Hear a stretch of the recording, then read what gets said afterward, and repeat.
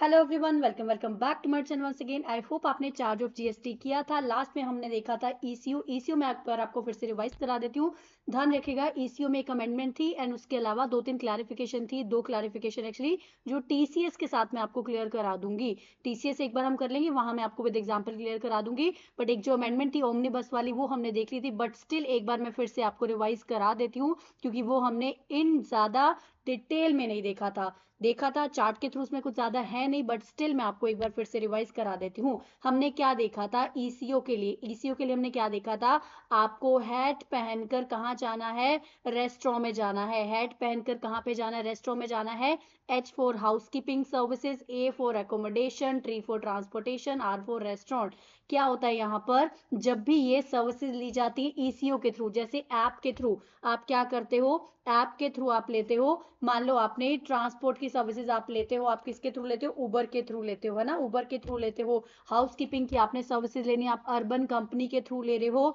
Accommodation की services लेनी है, आप ओयो यूज कर रहे हो। रेस्टोरेंट की सर्विसेज लेनी है, आप जोमेटो स्विगी यूज कर रहे हो। तो उसके रिगार्डिंग जीएसटी की बात हो रही थी कि कैसे होगा। हमने देखा था पहले दोनों के केस में प्रायोरिटी दी जाएगी सप्लायर को। अगर सप्लायर लाइबल है तो सप्लायर ही टैक्स दे देगा, अदरवाइज ईसीओ टैक्स कलेक्ट करेगा। अदरवाइज ईसीओ टैक्स कलेक्ट करेगा फर्स्ट टू केसेस में। नेक्स्ट टू केसेस में हमने क्या देखा था, कंपल्सरी बोला गया ईसीओ ही टैक्स देगा, लेकिन दोनों का एक एक एक्सेप्शन था। ईसीओ ही टैक्स देगा मतलब जो प्लेटफॉर्म है, जिस प्लेटफॉर्म से आप सर्विसेज ले रहे हो, लाइक जोमेटो हो गया, स्विगी हो गया, उबर हो गया, जिस जिस प्लेटफॉर्म से आप सर्विसेज ले रहे हो वो देगा कंपल्सरी।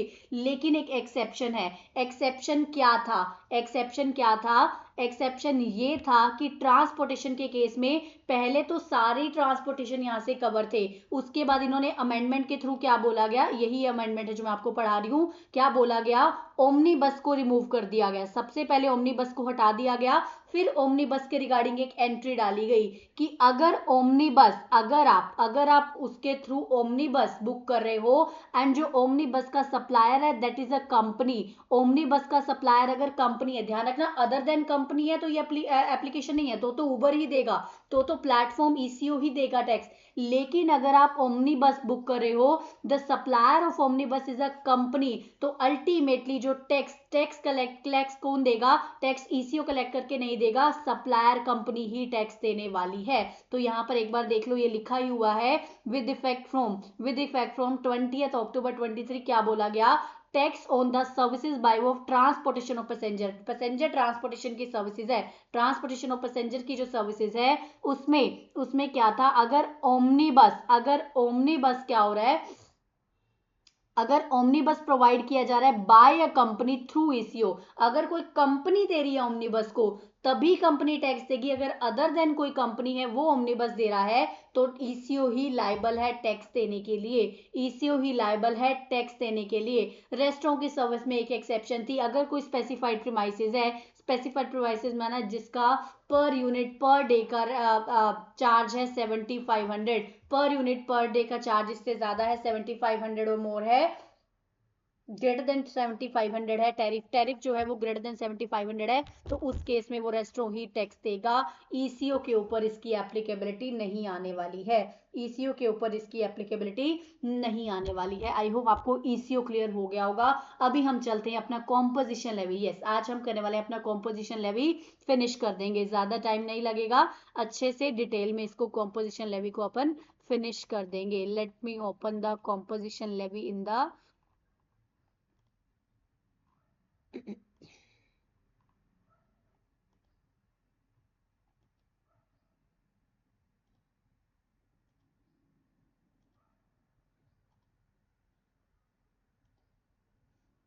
यहाँ मैंने आपको इसलिए करा दिया बिकॉज वो अलग एडिशन है, एक सेपरेट दिया हुआ है अभी तो न्यू मैट में। अदरवाइज बिकॉज हम जस्ट बिकॉज हमें आदत पड़ी हुई है साथ में ईसीओ पढ़ने की, आई थोड़ा आपको एक बार चार्ट रिवाइज करा दूं, जब डिटेल में आएगा तो मैं वो आपको कंप्लीट एक बार करा दूंगी, फिर से विद एग्जांपल हम कर लेंगे। तो फिलहाल अभी आपको, आई होप आपको समझ में आ गया होगा। अभी चलते हैं कॉम्पोजिशन लेवी पे।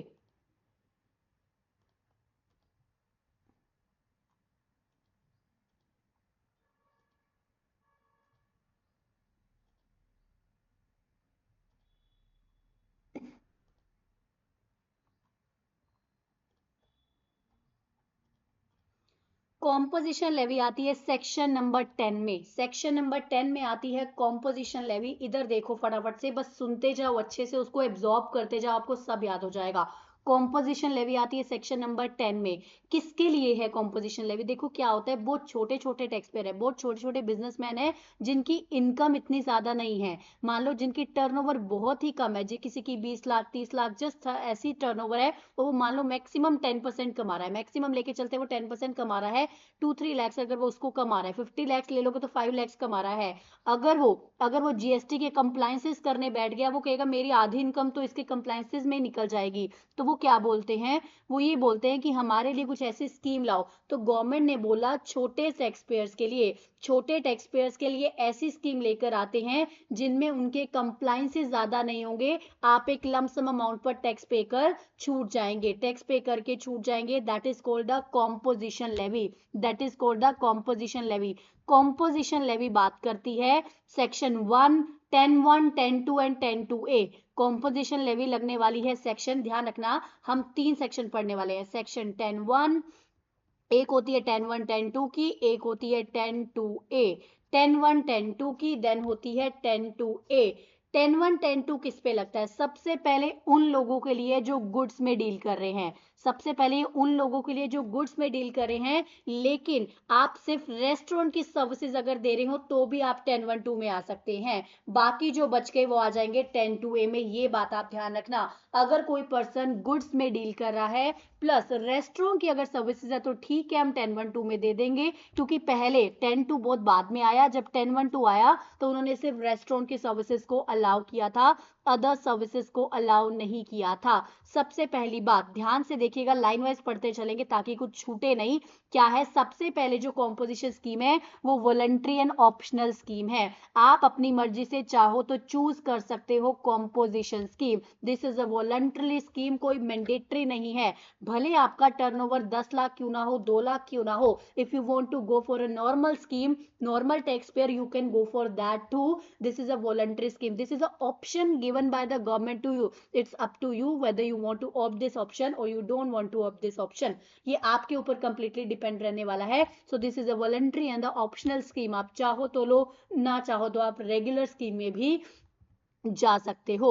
उसके बाद क्यों ऐसा दिया गया है, क्यों ये ऑप्शन है? क्योंकि ऑप्शन दिया गया है सिंपल एनुअल रिटर्न। अब आप कहोगे क्या ऐसा इन्होंने तीर मार लिया, ऐसा क्या दे दिया कि लोग ऑप्ट करें इसको? ये तीर मार लिया इन्होंने कि मंथली रिटर्न्स के अलावा इन्होंने बोला रिटर्न तो एक एनुअली जाएगी, एक सिंपल एनुअल रिटर्न जाएगी, उसके बाद आप जो टैक्स पेमेंट है वो क्वार्टरली करोगे। टैक्स पेमेंट है जो वो क्या हो जाएगी, क्वार्टरली करोगे। तो कोई भी पूछता है कि कंपोजिशन स्कीम में, जनरल लाइफ में आपसे कोई पूछता है कंपोजिशन स्कीम में क्या डिफरेंस है, क्यों ऑप्ट करना चाहिए, तो सिंपल आपका होना चाहिए simple annual return and quarterly payment of taxes. Taxes आपको क्वार्टरली पे करने हैं, बट जो रिटर्न है वो आपको सिंपल एनुअल बेसिस पे फाइल करनी है। कंप्लायंसेस इजी है, कोई आपको अकाउंट्स एंड रिकॉर्ड्स मेंटेन नहीं करना है। लमसम अमाउंट पे आपको क्या कर देना है, लमसम अमाउंट पे आपको क्या कर देना है, क्या कर देना है, टैक्स पे कर देना है। नंबर टू आपको ये बात रहा, आई होप आपको इतनी बात समझ में आई। इधर देखो हमने क्या पढ़ा,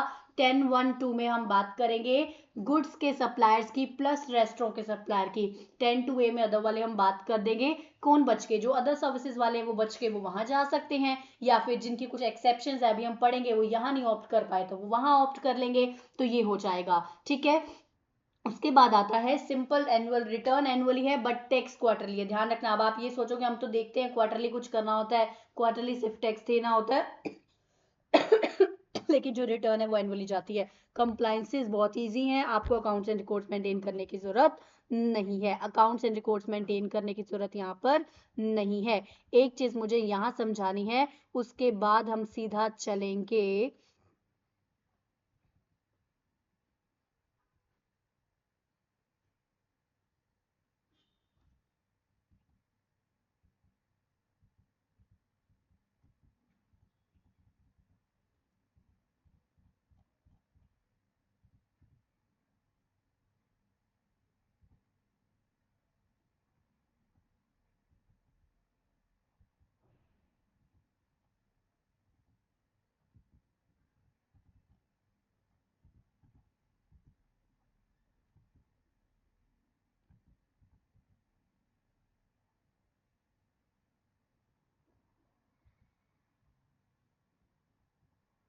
हाँ, चलिए मैं आपको पहले ये समझा देती हूँ, then will move to the our main point, फिर हम समरी से इसको कवर कर लेने वाले हैं।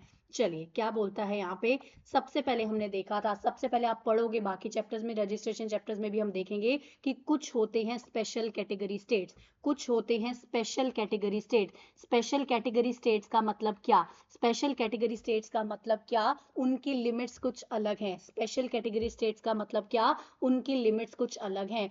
क्यों हम क्यों पढ़ रहे हैं, क्योंकि कॉम्पोजिशन में एक लिमिट दे दी गई है। कॉम्पोजिशन में 3 लिमिट दे दी गई है।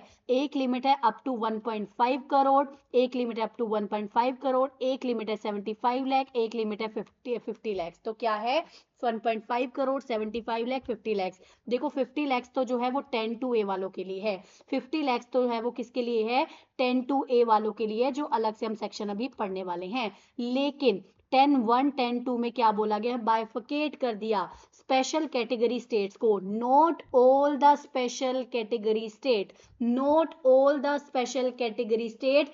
टोटल 11 स्पेशल कैटेगरी स्टेट हमने पढ़े थे, उसमें 8 स्पेशल कैटेगरी स्टेट्स के लिए लिमिट है 75 लाख। जो 3 कैटेगरी स्टेट्स बच गए या फिर अदर स्टेट बच गए, उनके लिए 1.5 करोड़ की लिमिट है। मतलब अगर आपका टर्नओवर, हमने क्या बोला, छोटे मोटे टैक्स पेयर के लिए कॉम्पोजिशन स्कीम है, तो छोटे मोटा टैक्स पेयर कैसे डिसाइड किया जाए, इन लिमिट्स के थ्रू डिसाइड किया जाए। अगर आपका turnover in preceding financial year इन लिमिट्स के अंदर अंदर है, देन यू आर अ छोटा टैक्स पेयर, छोटा टैक्स पेयर, तो you can opt for the composition. अगर आपका लिमिट इनसे एक्सीड कर जाता है, then you are not a no more छोटा टैक्स पेयर। तो आपका लिमिट एक्सीड कर जाता है तो अल्टीमेटली क्या होने वाला है, यहाँ पे लिमिट आपकी एक्सीड कर जाती है तो आप कॉम्पोजिशन ऑप्ट करने के लिए एलिजिबल ही नहीं हो। तो सबसे पहले हम देखते हैं, हम हमेशा पिछली बार बहुत बार देखते आए हैं, हमने हमेशा याद किया है सतनम। सतनम एक व्यक्ति है जिसने बाकियों को देखा कि वो हज पर जा रहे हैं। सतनम एक व्यक्ति है जिसने बाकियों को देखा कि वो हज पर जा रहे हैं। सतनम से देखते हो, ऐसे है सिक्किम, अरुणाचल प्रदेश, त्रिपुरा, नागालैंड, उत्तराखंड, मणिपुर, मिजोरम, मेघालय। मणिपुर, मिजोरम, मेघालय 3 यहाँ पर कवर हो जाएंगे। अदर्स मतलब बाकी स्टेट, हज मतलब हिमाचल प्रदेश, आसाम एंड जम्मू कश्मीर। ये थे हमारे पूरे के पूरे स्टेट्स की बाइफिकेशन। तो सबसे पहले अब आपको एक कंफ्यूजन दूर करती हूँ, ए से अरुणाचल प्रदेश, ए से आसाम। आपको लगेगा कि समझ ही नहीं आता, यहाँ अरुणाचल प्रदेश को हम वहां रिप्लेस ना कर दे। तो याद रखने का तरीका, Arunachal Pradesh is a longer, थोड़ा बड़ा है नाम में, तो बड़े वाले निमोनिक के साथ आ रहा है। असम इज अ छोटा वन, तो वो छोटे वाले निमोनिक के साथ आ रहा है। ठीक है, तो ये थे हमारे स्पेशल कैटेगरी स्टेट। तो अब आपको ध्यान रखना है, स्पेशल कैटेगरी स्टेट में जो सतनम वाले लोग हैं, सिक्किम, अरुणाचल प्रदेश, त्रिपुरा, एन से नागालैंड, यू से उत्तराखंड, मणिपुर, मेघालय, मिजोरम, ये वाले जो 8 स्टेट है, इनके लिए लिमिट है 75 लाख रुपीस। इनके लिए लिमिट है 75 लाख रुपीस। अगर आपका प्रीसीडिंग ईयर में अप टू 75 लाख है तो आप ऑप्ट कर सकते हो फॉर द कॉम्पोजिशन स्कीम। लेकिन जो बच गए, हज वाले जो लोग बच गए, हिमाचल प्रदेश, आसाम एंड जम्मू एंड कश्मीर, इनको बाकी अदर स्टेट के साथ साथ 1.5 करोड़ की लिमिट ही दी गई है। इनको बाकी अदर स्टेट के साथ साथ 1.5 करोड़ की लिमिट ही दी गई है। आई होप आपको समझ में आ गया होगा। हमने क्या बोला, छोटा टैक्स पेयर डिसाइड करने के लिए जो 8 स्पेशल कैटेगरी स्टेट है, out of special category state 8 जो सतनम वाले कैटेगरी के स्टेट्स के लोग हैं, उनके लिए लिमिट दी गई है 75 लाख। जो बाकी बच गए उनके लिए 1.5 करोड़, इंक्लूडिंग हज वाले लोग, इंक्लूडिंग हज वाले स्पेशल कैटेगरी के लोग, Himachal Pradesh, Assam, Jammu and Kashmir, Himachal Pradesh, Assam, Jammu and Kashmir plus other category, other states जो हैं, उनके लिए 1.5 करोड़ की लिमिट है, उनके लिए 1.5 करोड़ की लिमिट है। आई होप आपको ये बात समझ में यहां तक आ गई होगी। Let's move to the next point, turnover limit in case of composition. Services के केस में जो 10 to A है, जो 10 to A है वो सर्विसेज के लिए, क्योंकि 10.1 10.2 में किसके लिए दिया था, गुड्स और रेस्टोरेंट के लिए। बाकी जो लोग बच गए तो लोगों ने बोला, सर्विसेज वालों ने बोला, हम भी तो छोटे मोटे लोग हैं, हमारे लिए भी तो कोई सर्विसेज लाओ, हमारे लिए भी तो कुछ लाओ। तो उनके लिए लाया गया 10 to A। उनके लिए कितना दिया गया, लिमिट दी गई है 50 लाख इन प्रोसीडिंग फाइनेंशियल ईयर। 50 लाख की लिमिट है, तो 3 लिमिट हो गई। अब आपको इतनी क्लैरिटी आ गई तीन लिमिट कब कब है, 1.5 करोड़, 75 लाख एंड 50 लाख। 50 लाख तो सीधा सीधा 10 to A वालों के लिए, ठीक है, 50 लाख तो सीधा सीधा 10 to A वालों के लिए है।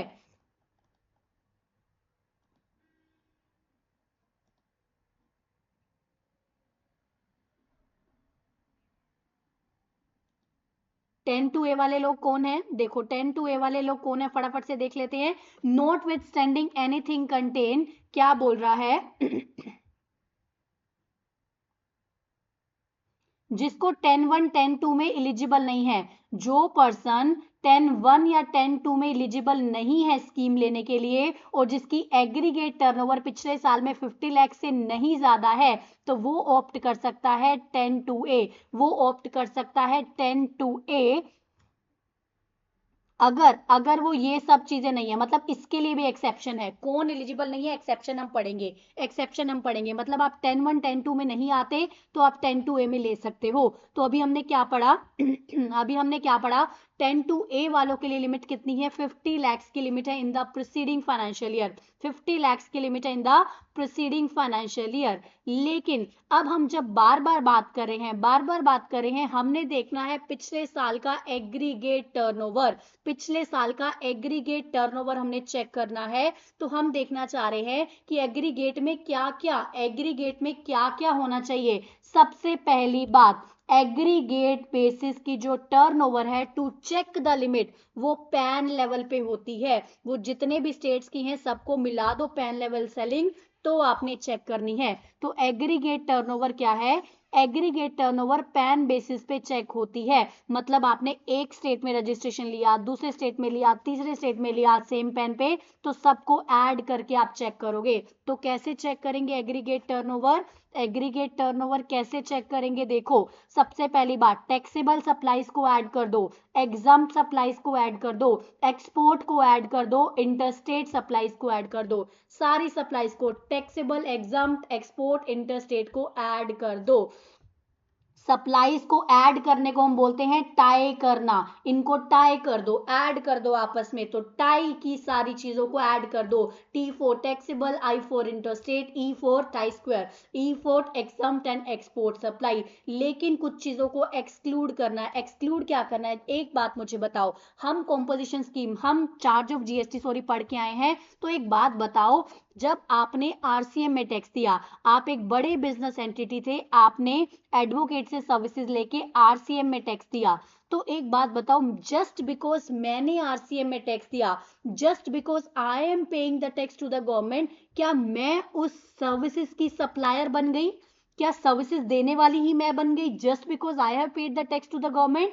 नहीं, ऐसा नहीं है। तो अगर कोई ऐसी इनवर्ट सप्लाई है जिसपे आपने आरसीएम बेसिस पे गवर्नमेंट को टैक्स दिया है, तो वो आपकी उसमें ऐड नहीं होगी, तो वो आपकी टर्नओवर में ऐड नहीं होगी, बिकॉज आपने वो सप्लाई ली है, you are not a supplier of that, आपने वो सर्विसेज ली है, you are not a supplier of that supply. तो भले ही आपने आरसीएम में टैक्स दिया है, you can't become the supplier of that supply.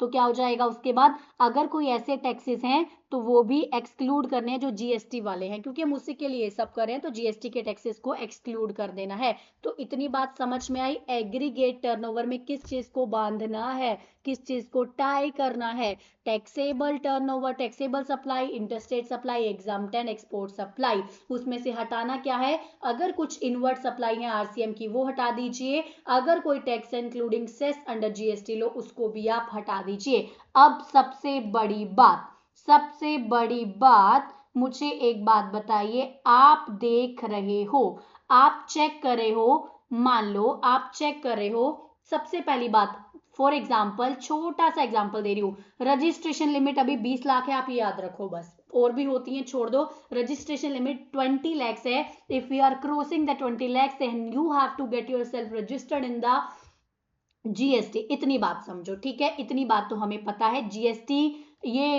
होते ही, ये क्लियर होते ही हमें रजिस्ट्रेशन लेना है। तो जब आप एग्रीगेट टर्नओवर निकाल रहे होगे, फॉर एग्जांपल 1 अप्रैल से आपने स्टार्ट किया, 30 जून तक आपका जो टर्नओवर है वो क्या हो गया, 30 जून तक आपका टर्नओवर 20 लाख से क्रॉस हो गया, बस 30 जून तक आपका था 20, उसके बाद 25 हो गया, क्रॉस हो गया, अब आपको रजिस्ट्रेशन लेना है। तो जब आप रजिस्ट्रेशन लेते हुए आप अपनी कॉम्पोजिशन लेवल की लिमिट चेक कर रहे हो, आप अब एग्रीगेट टर्नओवर में क्या ये ऐड करोगे? बिल्कुल ऐड करोगे, क्योंकि एग्रीगेट टर्नओवर का अल्टीमेटली आपका टर्नओवर टोटल 1.5 CR 75 लाख से क्रॉस नहीं करना चाहिए। तो जब आप निकाल रहे हो, जब आप लगा रहे हो, कैलकुलेट कर रहे हो, तो आप क्या करोगे? तो अल्टीमेटली आप उसको भी चेक करोगे, 20 लैक्स को भी ऐड करोगे। आप ये नहीं कह सकते 20 लैक्स के लिए तो मैं रजिस्टर नहीं था। टैक्स भले ही आप रजिस्टर्ड होने के बाद देना शुरू करोगे, टैक्स तो आप दोगे तो रजिस्ट्रेशन के बाद वाली अमाउंट पे दोगे, लेकिन एग्रीगेट लिमिट चेक करते हुए, एग्रीगेट टर्नओवर चेक करते हुए आपको उसको भी सम अप करना है, just because you are seeing कि आप एनीवे 1.5 करोड़ से क्रॉस नहीं करने वाले हो। ठीक है, 1.5 करोड़ से आप क्रॉस नहीं करने वाले हो। मान लो फॉर एग्जांपल, चलो एक और एग्जांपल मैं लेती हूँ। 1 अप्रैल को आपका, 1 अप्रैल को आपका आपने बिजनेस शुरू किया, 30 जून तक क्या हुआ आपका? 20 लाख हुआ। उसके बाद आपका पूरा साल आपका क्या हुआ? पूरा साल आपकी 31 मार्च तक आपने जितनी भी टर्नओवर करी ये 20 लाख थी, यहाँ पर आपकी 50 लाख थी। अब आपने सोचा कि नेक्स्ट फाइनेंशियल ईयर से मुझे कॉम्पोजिशन में जाना है, नेक्स्ट ईयर से मुझे कॉम्पोजिशन में जाना है। तो प्रीसीडिंग ईयर की जब आप टर्नओवर चेक करोगे तो क्या सिर्फ आप 50 लाख चेक करोगे? नहीं, टर्नओवर तो इन टोटल देखनी है ना। पर्पस क्या है? पर्पस ये है कि आपकी turnover any which ways 1.5 crore 75 lakh 50 lakh से क्रॉस ना कर जाए। तो आप टोटल ऐड करके देखोगे कि 75 लाख है, yes you are within the limit, now you can opt for the composition scheme. I hope आपको समझ में आ गया होगा, आई होप आपको समझ में ये वाला पॉइंट आ गया होगा। ये जो टर्नओवर कैसे कैलकुलेट करनी है, इसका इन्होंने जस्ट एक क्या दिया है, चार्ट बनाकर दे दिया है, which is very good chart. आप यहां से देखो, आपको समझ में आ जाएगा। हमने क्या बोला, सप्लाई निकालते हुए लो चीजों को टाई करना है, taxable, interstate, exam export, same pan पे सभी को टाई करना है। उसके बाद एक्सक्लूड क्या करना है? CGST SGST के टैक्सेस, इनवर्ड सप्लाई, या फिर एक चीज और याद रखना, स्टार मार्क कर लीजिए, स्टार मार्क कर लीजिए, ये चीज मुझे आपको बतानी है। कॉम्पोजिशन चैप्टर में, कॉम्पोजिशन चैप्टर में आपको कहीं भी हमने क्या पढ़ा था? Exempt supply. देखो हमने क्या पढ़ा था, जब भी आप किसी को लोन देते हो, डिपॉजिट देते हो, कोई एडवांस देते हो, उस पे जो इंटरेस्ट आता है वो तो सर्विसेज होती है, राइट? वो उस पे, वो आपकी सर्विसेज होती है, वो आपकी एग्जम्प्ट सप्लाई होती है, एग्जम्प्ट सप्लाई होती है। तो जब भी आप कॉम्पोजिशन चैप्टर पढ़ रहे हो, तो भले ही एग्जाम सप्लाई की बात हो रही है, लेकिन आपको वो इंटरेस्ट वैल्यू ऑफ जो एग्जाम्प्ट सप्लाई है, कौन सा एग्जाम्प्ट सप्लाई? इंटरेस्ट के नाम की जो एग्जाम्प्ट सप्लाई है, जो इंटरेस्ट जो एग्जाम्प्ट आपकी सप्लाई है by way of extending deposit loan advance, जिसमें आपको इंटरेस्ट या डिस्काउंट मिला है, तो उसको आपको कहीं भी ऐड नहीं करना है। रजिस्ट्रेशन चैप्टर के लिए उसको आपको ऐड ऑन नहीं करना है। मैं आपको फिर से बता रही हूँ, कंफ्यूज नहीं होना है। कॉम्पोजिशन चैप्टर में जो वो इंटरेस्ट डिपॉजिट डिस्काउंट, इंटरेस्ट और डिस्काउंट मिलता है आपको लोन डिपॉजिट देने पर, लोन डिपॉजिट एडवांसेस देने पर, वो जो एग्जाम सप्लाई है उसको आपको ऐड नहीं करना है, उसको आपको एक्सक्लूड करना है। बाकी एग्जाम सप्लाईज को आप उसमें ऐड ऑन कर दोगे। आई होप आपको ये चीज भी समझ में आ गई होगी। उसके बाद आता है रेट्स क्या है, उसके बाद आता है रेट्स क्या है, हमारे हमारे रेट्स क्या है,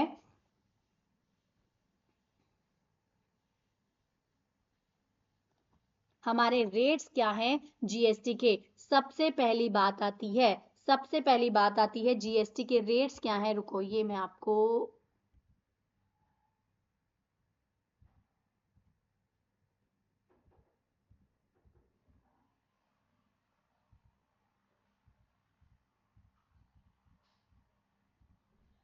चलिए यहां से बताती हूँ रेट्स क्या हैं।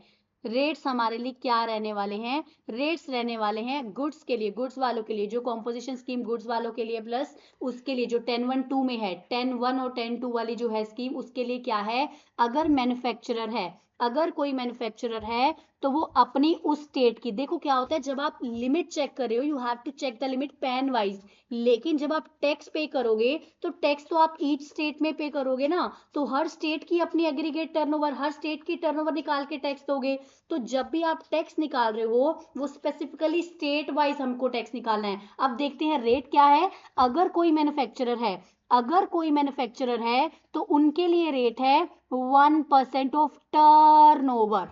टर्नओवर की बात हो रही है, टर्नओवर में एग्जम्प्ट भी आ रही है, एक्सपोर्ट वाली भी आ रही है, सारी आ रही है, टर्नओवर की बात हो रही है, जो अभी टर्नओवर हम पीछे देखकर आए हैं। लेकिन अगर एक होता है मैन्युफैक्चरर, एक है रेस्टोरेंट, रेस्टोरेंट वालों को भी बोला कि आपके लिए पूरा रेट 5% है, तो जिसमें से 2.5% हो जाएगा CGST एंड रेस्ट ऑफ 2.5 हो जाएगा फॉर SGST। तो उसमें भी आपको अपनी टर्नओवर इन स्टेट, मैं क्या बोल रही हूँ, टर्नओवर इन स्टेट का देना है। लेकिन जो बच गए उनको रेट तो 1% ही है। एक बात बताओ, तो मैन्युफैक्चरर और अदर्स को मैंने एक साथ ही क्यों नहीं लिख दिया? जब रेट दोनों का ही 1% है, मैन्युफैक्चरर एंड अदर्स का, तो मैंने सबका एक साथ ही क्यों नहीं लिख दिया? वेट, इधर देखो ध्यान से, मैन्युफैक्चरर के लिए बोला आपको देना है 1% ऑफ टर्नओवर का, लेकिन अदर्स को बोला आपको देना है 1% ऑफ टैक्सेबल टर्नओवर का।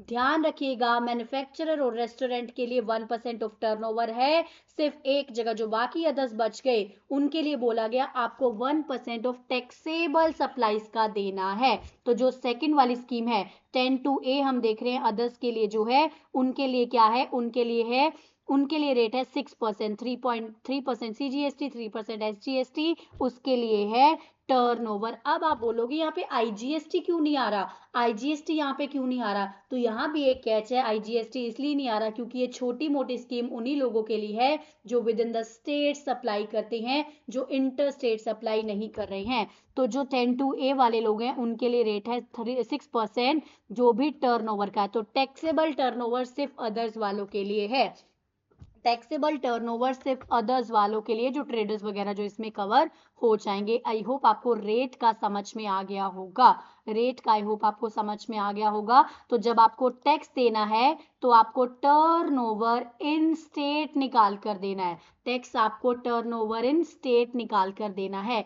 नाउ द थिंग इज, ऐसे कौन से लोग हैं जो कॉम्पोजिशन ऑप्ट करने के लिए एलिजिबल ही नहीं है? ऐसे कौन से लोग हैं, भले ही उनकी टर्नओवर कम है, बट ऐसे कौन से लोग हैं जो कॉम्पोजिशन ऑप्ट करने के लिए एलिजिबल ही नहीं है? चलिए देखते हैं फटाफट से क्या बोलता है ये चार्ट, किन लोगों के लिए एलिजिबल नहीं है। Registered person who are not eligible for the composition scheme for goods, मतलब 10(2) की बात कर रहा है, मतलब यहाँ बात कर रहा है 10(2)A की बात कर रहा है, 10(2) की बात कर रहा है। सबसे पहली बात, अगर कोई सप्लायर ऐसी गुड्स बना रहा है जिसपे टैक्स ही नहीं लगता, अरे भाई टैक्स ही नहीं लगता तो बात ही नहीं रही कंपोजिशन की नॉर्मल की, तो छोड़ दो। उसके बाद अगर कोई पर्सन इंटर स्टेट सप्लाई करता है गुड्स या सर्विसेज की, अगर आप इंटर स्टेट सप्लाई करते हो तो भी आप कंपोजिशन के लिए एलिजिबल नहीं हो। इट मींस आपकी पहुंच दूर तक है, तो आप नॉर्मल स्कीम लेकर अपना काम कीजिए, next is very very very very very important point, जो कि लास्ट टाइम अमेंडमेंट था। क्या बोलता है ये point?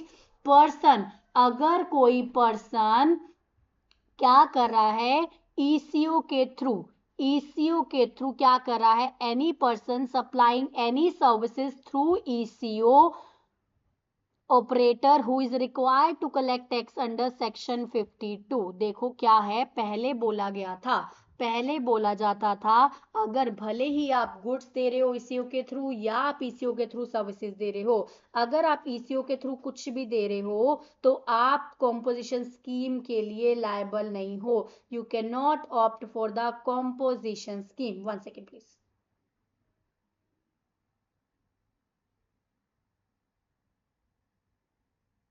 You can not opt for the composition scheme. लेकिन अभी क्या बोला,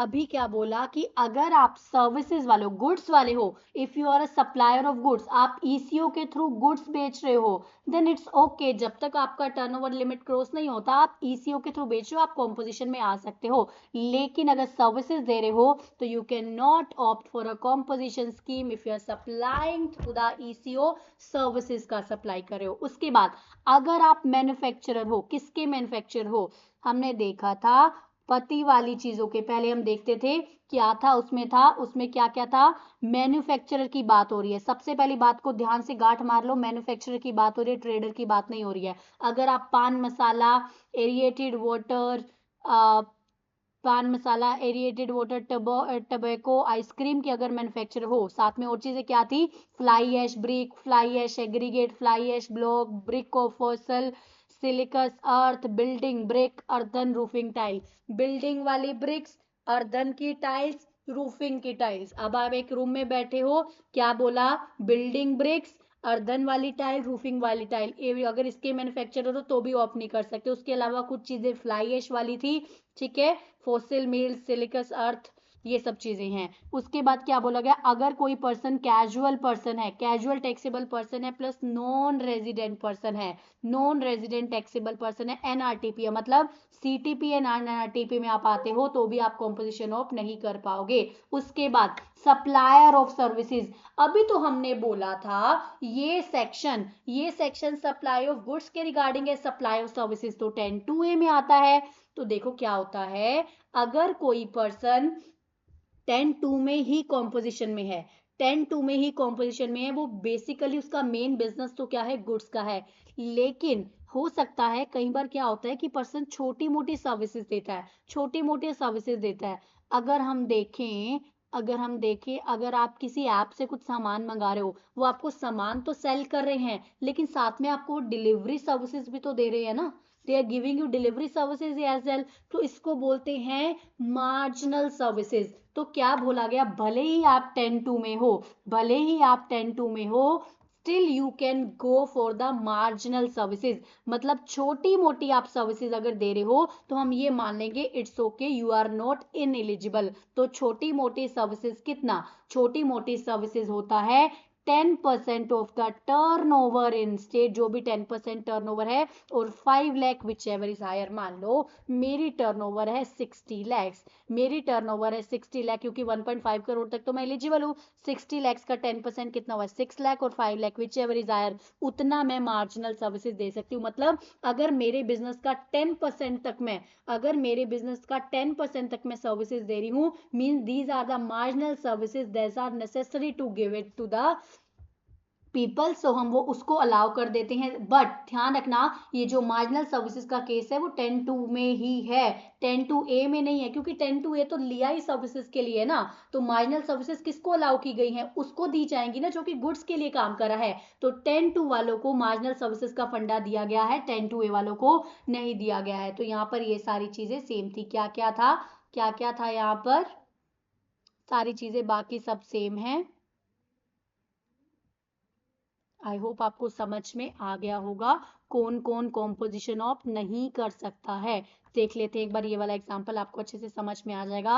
राम सेवक is engaged in the supply of the goods, वो गुड्स की सप्लाई में है जिसकी टर्नओवर 60 लाख थी, लकीली मैंने भी 60 लाख ले लिया, टर्नओवर 60 लाख थी। Since is aggregate turnover does not exceed 1.5 crore, तो कॉम्पोजिशन के लिए तो वो एलिजिबल है, कॉम्पोजिशन के लिए तो एलिजिबल है, तो अल्टीमेटली वो कॉम्पोजिशन ले सकता है। अब एक बात बताओ कॉम्पोजिशन के साथ है, वो कहता है कि मैं कॉम्पोजिशन में हूँ। हमने तो क्या पढ़ा था कि अगर आप सर्विसेज सप्लाई कर रहे हो तो आप नहीं, आप गुड्स या रेस्टोरेंट ही कर सकते हो 10(2) में। लेकिन हमें फिर याद आ जाना चाहिए मार्जिनल सर्विसेज आर अलाउड। अब वो कितनी तक सप्लाई ऑफ सर्विसेज कर सकता है, उसकी टर्नओवर कितनी थी, 60 लाख, उसका 10% हुआ 6 लाख, और 5 lakh whichever is higher, तो 6 लाख तक वो मार्जिनल सर्विसेज दे सकता है, तो वो इनएलिजिबल नहीं होगा। अगर 6 लाख से ज्यादा की सर्विसेज देगा तो वो कॉम्पोजिशन स्कीम से आउट हो जाएगा, क्योंकि वो क्या कर रहा है, मार्जिनल सर्विसेज नहीं, अब वो एक हद से ज्यादा सर्विसेज प्रोवाइड कर रहा है। आई होप आपको समझ में आ गई होगी ये बात।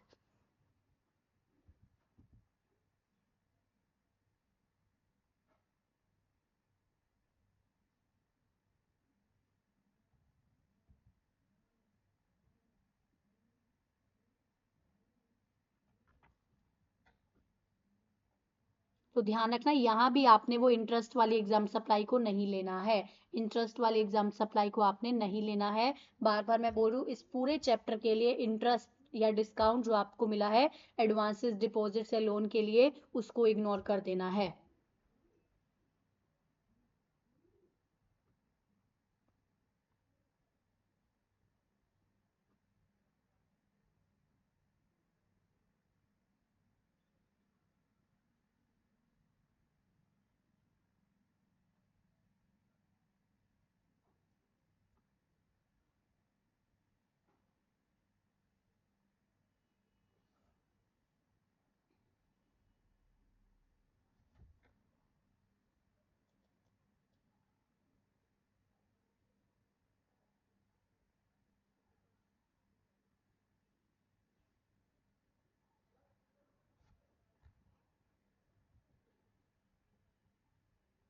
चलिए कुछ कंडीशंस हैं, वो कंडीशंस देख लेते हैं क्या क्या है।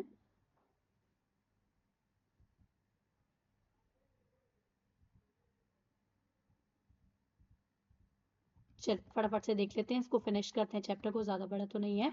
Condition and restrictions for the composition levy. Person opting for the composition levy has to comply with the following condition. क्या क्या कंडीशन उसको करनी है? अगर चाहे भले ही आप कॉम्पोजिशन में हो तो आपको आरसीएम वाला टैक्स तो 9394 वाला देना ही पड़ेगा, आपको 9394 वाला आरसीएम का टैक्स तो देना पड़ेगा। वो ना तो कैजुअल पर्सन होना चाहिए, ना वो नॉन टैक्सेबल एनआरटीपी होना चाहिए।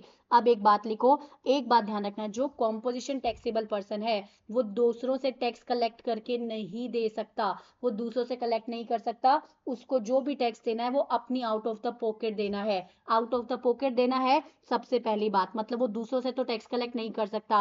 अगर उसको टैक्स कलेक्ट ही नहीं करना है तो वो इनवॉइस भी इशू नहीं करेगा, वो just bill of supply issue करेगा। इनवॉइस की जगह वो क्या इशू करेगा? बिल ऑफ सप्लाई इशू करेगा। एंड अपने अपने साइन बोर्ड में डिस्प्ले करेगा that we are a composition taxable person not liable to collect any taxes. Composition taxable person not liable to collect any taxes आ जाएगा। तो ये फॉलोइंग गुड्स के वो क्या मैन्युफैक्चरर नहीं होने चाहिए, ये हम ऑलरेडी देख चुके हैं।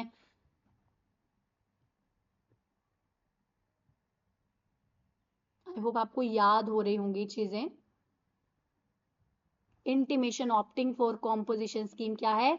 अगर कोई पर्सन रजिस्टर्ड नहीं है, अगर कोई पर्सन रजिस्टर्ड नहीं है, रजिस्ट्रेशन जब वो अप्लाई करता है, नया रजिस्ट्रेशन ले रहा है, जब वो नया रजिस्ट्रेशन ले रहा है तो वो क्या कर सकता है? उस टाइम पे अपने फॉर्म में ही ऑप्ट कर सकता है to pay the tax under the composition scheme. तो option to pay the tax under composition scheme shall be levied. Effective कब से हो जाएगा? जब से उसका रजिस्ट्रेशन इफेक्टिव हुआ है। अगर आप न्यू रजिस्टर्ड पर्सन हो तो जब आपका नया रजिस्ट्रेशन आया तो आपने ऑप्ट ही कॉम्पोजिशन किया था रजिस्ट्रेशन लेते हुए, तो अल्टीमेटली वो सीधा ही कॉम्पोजिशन में आ जाएगा। इंटीमेशन बाय रजिस्टर्ड पर्सन, हो सकता है कोई पर्सन ऑलरेडी रजिस्टर्ड हो जीएसटी में बट उसने कॉम्पोजिशन ऑप्ट नहीं किया है। अगर उसको कॉम्पोजिशन ऑप्ट करना है तो intimation has to be filed prior to the commencement of financial year. जिस ईयर के लिए आपने जाना है उससे पहले आपको क्या करना पड़ेगा? वो साल शुरू होने से पहले आपको बताना पड़ेगा कि आप ऑप्ट करना चाहते हो। आपको स्टेटमेंट फाइल करनी पड़ेगी with in the 60 days. He shall also furnish the statement in prescribed form within the 60 days from the commencement of the respective relevant financial year. ये हम डिटेल में आईटीसी में देखने वाले हैं। तो जो भी आपने ऑप्शन एक्सरसाइज करना है तो with in the 60 days from the commencement of relevant financial year आपको क्या करना पड़ेगा? स्टेटमेंट फाइल करनी पड़ेगी। एक चीज और ध्यान रखना, अगर आपको एक स्टेट में रजिस्ट्रेशन कॉम्पोजिशन लेना है तो आपको सारे स्टेट में लेना पड़ेगा। यू कांट से कि एक स्टेट के लिए मैं कॉम्पोजिशन जाऊंगा, एक स्टेट के लिए मैं नॉर्मल जाऊंगा। No, you have to opt the option PAN wise. PAN wise आपको ऑप्शन ऑप्ट करना पड़ेगा। और जो भी कॉम्पोजिशन स्कीम है वो beginning of the financial year से इम्पैक्टेड हो जाएगी, इफेक्टिव हो जाएगी।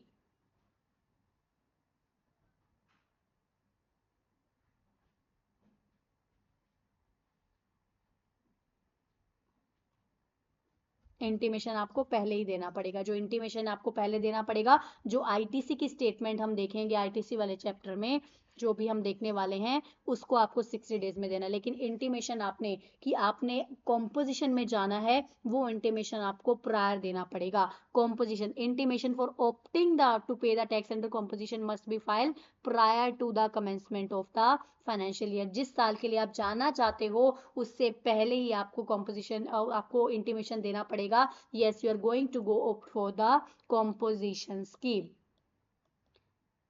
Person applying for the registration, जो पर्सन रजिस्ट्रेशन के लिए अप्लाई कर रहा है, न्यू रजिस्ट्रेशन तो आप साल के बीच में लो, पहले लो, लास्ट दिन लो, कभी भी लो, आप उस टाइम पे कॉम्पोजिशन के लिए ऑप्ट कर सकते हो, लेकिन वो इफेक्टिव कब होगा, जिस दिन से आपका रजिस्ट्रेशन आएगा, जिस दिन से आपका रजिस्ट्रेशन आएगा। लेकिन अगर आप ऑलरेडी रजिस्टर्ड पर्सन हो तो आप किसी साल के शुरुआत से ही, मतलब एक पूरा साल के शुरुआत से ही आप कर सकते हो, तो इफेक्टिव हो जाएगा from the beginning of the said financial year. Can opt for the from the beginning, जिसके लिए आपको पहले इंटीमेट करना पड़ेगा, पहले ही आपको इंटीमेट करना पड़ेगा। उसके बाद आता है वैलिडिटी। कॉम्पोजिशन स्कीम वैलिड कब तक है, विड्रॉ, मान लो आपका टर्नओवर ही एक्सीड कर गया तो आप विड्रॉ कर लोगे उसको, टर्नओवर एक्सीड कर गया तो आप विड्रॉ कर लोगे। The effective date which withdrawal from the date composition shall take effect shall be the date indicated by him in the intimation. जो डेट आपने इंटीमेशन में दी है, yes this is the date जहां से मैं आउट हो रहा हूं, such date may not be prior to the commencement of the financial year in which such intimation is being filed. तो क्या है, जिस डे जो डेट वो दे रहा है वो डेट हो जाएगा, but prior to financial year नहीं होना चाहिए। सिंपल सी बात याद रखो, जैसे वो एलिजिबल, जैसे वो उससे आउट हो गया, टर्नओवर क्रॉस हो गया, उसको क्या करना पड़ेगा, उसको क्या करना पड़ेगा, मान लो सबसे पहली बात तो टर्नओवर क्रॉस हो गया सारा, ठीक है, टर्नओवर क्रॉस हो गया, now you are not eligible, तो उस पर्सन को क्या करना पड़ेगा, एक इंटीमेशन फाइल करनी पड़ेगी with in the 7 days of occurrence of event. जिस भी इवेंट की वजह से, उस इवेंट की वजह से जिस दिन आपका टर्नओवर क्रॉस हुआ, वो इवेंट जिस दिन अकर हुआ उसके बाद उसके 7 डेज के अंदर अंदर आपको क्या करना है, इंटीमेशन फाइल करना है। इंटीमेशन फाइल करोगे तो जो डेट आप मेंशन करोगे उसमें, तब से आपका वो है जो क्या हो जाएगा, इफेक्टिव हो जाएगा, हट जाएगा, विड्रॉल इफेक्टिव हो जाएगा। विड्रॉल, लेकिन आपका मान लो क्या हुआ, टर्नओवर, आपका टर्नओवर तो क्रॉस नहीं हुआ, लेकिन हु इंटेंड्स टू विड्रॉ, आपको विड्रॉ करना है। टर्नओवर तो क्रॉस नहीं हुआ बट आपको विड्रॉ करना, आपका मन करा आप नॉर्मल स्कीम में आ जाओ, तो इफेक्टिव डेट कब होगा, from the composition scheme shall differ the date, वो भी तभी होगा जो डेट आपने नोटिफाई करी है इन द, मतलब जो भी आप इंटीमेट करते हुए डेट डाल रहे हो उसी डेट तक माना जाएगा कि हो गया है। Denial of the option to pay under the composition, अगर प्रॉपर ऑफिसर के पास रीजन है कि you are not eligible to opt for the composition, तो आपको डिनाई कर सकता है। अगर क्या है, उनको दे दिया, उनको लगता है गलत तरीके से ले लिया, they can issue your show cause notice also.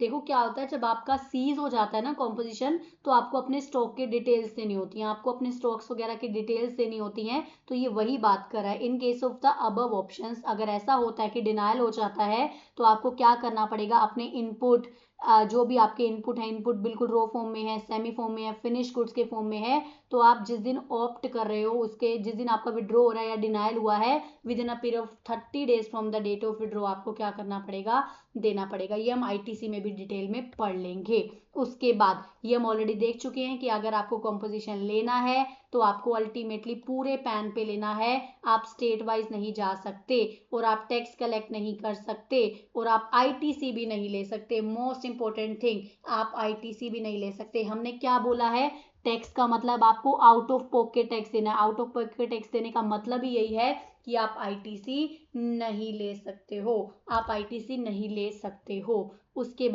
उसके बाद पेनल्टी, अगर इरेगुलर कुछ भी आप गलत करते हो तो आपको पेनल्टी देगा। हमने एक चीज देखी थी, एक चीज मुझे रहेगी बतानी आपको। एक चीज हमने देखी थी कि जब ईसीओ के थ्रू गुड्स सप्लाई हो रही हैं, ईसीओ के थ्रू जब गुड्स सप्लाई हो रही हैं, तो आप इनएलिजिबल नहीं हो। पहले गुड्स एंड सर्विसेज, अगर आप ईसीओ के थ्रू गुड्स या सर्विसेज दोनों दे रहे थे तो आपको क्या करना पड़ता था, तो आप कॉम्पोजिशन ऑप्ट नहीं कर सकते थे।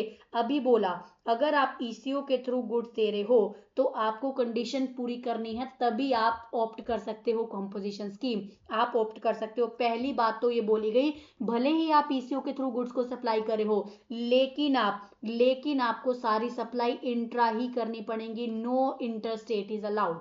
भले ही आप ईसीओ के थ्रू कर रहे हो, आप ये नहीं कह सकते मैं तो ईसीओ के थ्रू कर रहा हूं तो जहां मर्जी करूं, नो। इंटर स्टेट वाली जो पॉलिसी है, रूल है, वो आपको एनी विच वे फॉलो करना पड़ेगा, एनी विच वे आपको फॉलो करना पड़ेगा।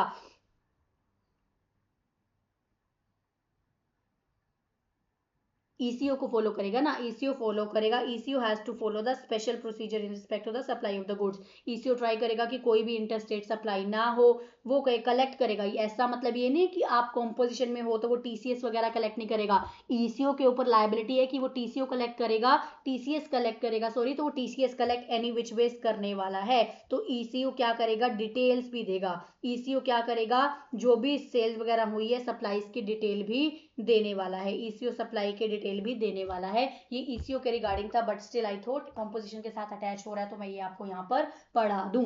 सिंपल सी बात, बहुत सिंपल सी बात है। आप भले ही ईसीओ के थ्रू गुड्स की सप्लाई करने के लिए एलिजिबल हो in the composition, you have to go for the intra supplies only, और ईसीओ आपका टीसीएस कलेक्ट करेगा, और ईसीओ आपकी सप्लाईज की डिटेल की जो भी स्टेटमेंट है वो भी इशू करने वाला है।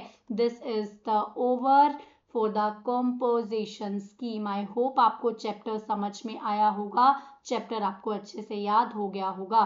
फटाफट से मुझे दो तीन बातें बताएंगे, दो तीन बातें इधर देखो, बिना देखे मुझे बताएंगे। अगर अगर अगर अगर अगर अगर मेरी टर्नओवर, सॉरी, अगर मैं बिलोंग करती हूँ आसाम से, अगर मैं बिलोंग करती हूँ आसाम से, तो मेरे लिए कॉम्पोजिशन स्कीम की टर्नओवर की लिमिट क्या है, कॉम्पोजिशन टीम स्कीम की टर्नओवर की लिमिट क्या रहने वाली है। मैं तो स्पेशल कैटेगरी स्टेट में हूं, लेकिन ये स्पेशल कैटेगरी स्टेट क्या कवर है उसमें, नहीं, ये इसके लिए लिमिट 1.5 सीआर ही रहने वाली है। उसके बाद मुझे बताएंगे एक चीज और मुझे बताओगे, अगर आप मैन्युफैक्चरर हो, 10(2) में आपने ऑप्ट किया है, गुड्स वाला 10(2) में आपने कॉम्पोजिशन ऑप्ट किया है, तो आप टैक्स कितना दोगे, 1%, 0.5 आएगा, लेकिन टर्नओवर का आएगा।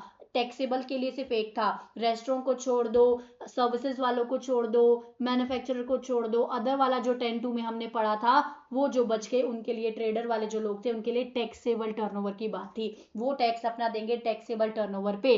रेस्टोरेंट वाले के लिए रेट कितना था, रेस्टोरेंट वाले के लिए रेट था 5%, 2.5% एंड 2.5%। उसके बाद सर्विसेज, जिन्होंने 10(2) में सर्विसेज के लिए ऑप्ट किया है, लिमिट कितनी थी टर्नओवर की, 50 लाख की लिमिट थी। उसके बाद 50 लाख की उनकी लिमिट थी। उसके बाद मुझे बताएंगे उनका रेट ऑफ जीएसटी क्या था, 6% था, 3% ईच उनका रेट था जीएसटी का। उसके बाद मुझे बताओ, जब मैं एग्रीगेट टर्नओवर निकाल रही थी, तो क्या मुझे एग्जाम सप्लाई में उसको ऐड करना है, जो इंटरेस्ट है, डिपॉजिट डिस्काउंट एडवांस पे, डिपॉजिट एडवांस और लोन पे जो मुझे इंटरेस्ट या डिस्काउंट मिला है, नो, उसको भी ऐड ऑन नहीं करना है, भले ही वो एग्जाम आपकी सप्लाई क्यों ना हो। मुझे कुछ टाइल्स के रिगार्डिंग पढ़ा था कि अगर आप उनके मैन्युफैक्चरर हो तो आपको स्कीम नहीं मिलेगी। कौन सी टाइल, बिल्डिंग वाली हो गई, अर्दन होगी, रूफिंग होगी, बिल्डिंग, अर्दन, रूफिंग, कुछ फॉसिल की बात करा था, कुछ ब्रिक्स की बात करा था। मैन्युफैक्चरर हो अगर आप, पान मसाला, तंबाकू, एरिएटेड वाटर, आइसक्रीम के मैन्युफैक्चरर हो, अगर इनके ट्रेडर हो तो कॉम्पोजिशन मिलेगा, बिल्कुल मिलेगा। जब आप कॉम्पोजिशन स्कीम में हो तो आपको क्या इशू करना है, बिल ऑफ सप्लाई इशू करना है, because you can't issue invoices, because you can't collect the taxes, और आपको आईटीसी भी नहीं मिलने वाला है, आईटीसी भी आपको नहीं मिलने वाला है। आई होप आपको चैप्टर समझ में आ गया होगा। यहाँ पर हमारा चैप्टर फिनिश होता है। चलो एक बात और मुझे बता दो लग यार, अगर आप न्यू रजिस्ट्रेशन ले रहे हो तो साल के कभी भी आप जब भी रजिस्ट्रेशन के लिए ऑप्ट करे हो, you can opt for the composition scheme. लेकिन अगर आप पहले से ही रजिस्टर्ड हो, now you want to opt for the composition scheme, तो आपको साल के पहले ही आपको इंटीमेट करना पड़ेगा, उस इंटीमेशन आपको देना पड़ेगा कि आप करना चाह रहे हो, तो जो आप ले रहे हो आप कॉम्पोजिशन, तो वो आपका बिगिनिंग ऑफ द ईयर से इफेक्टिव हो जाएगा। आई होप आपको चैप्टर समझ में आ गया होगा। चलिए मिलते हैं next time, till then bye bye, take care everyone. Revise कर लीजिएगा, इसके क्वेश्चंस जरूर कर लीजिएगा। ईसीओ के थ्रू आप गुड्स के लिए एलिजिबल हो, बट विद सम कंडीशंस, ध्यान रखना, ईसीओ के लिए आप गुड्स के लिए एलिजिबल हो, but with some conditions eligible हो। चलिए मिलते हैं next time, till then bye bye, take care everyone. Video को शेयर कर दीजिएगा अपने फ्रेंड सर्कल में, so that everyone can take the benefit of this lectures. चलिए बाय बाय।